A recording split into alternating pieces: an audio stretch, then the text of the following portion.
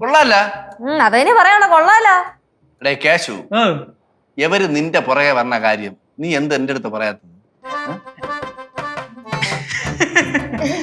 അതെ ഈ നമ്മള് ഇങ്ങനെ മറ്റേ പറയാനായിട്ട് അവൻ അറിയത്തില്ലല്ലോ.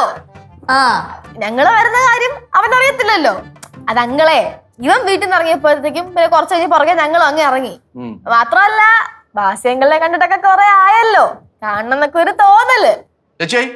ഇങ്ങനെ നോക്കണത് എന്തോരം ഉണ്ടല്ലേ? പിന്നെ എന്നെ കാണാൻ തോന്നും. കൊച്ചിലെ എല്ലാത്തിനും എടുത്തോണ്ട് നടന്നതല്ലേ, ഇപ്പൊ എല്ലാം വളർന്നങ്ങ് അഹങ്കാരങ്ങളായിപ്പോയത്. അഹങ്കാരം തോന്നും. അല്ല അഹങ്കാരം അല്ല, അതിന്റെ അല്ല, വളരുമ്പോ തോന്നും. എല്ലാം ഈ നെഞ്ചിലെ വരും, ഇവിടെ നിൽക്കും അവസാനം ഇടിച്ച്. മനസ്സിലായ? അതാണ് മാമൻ.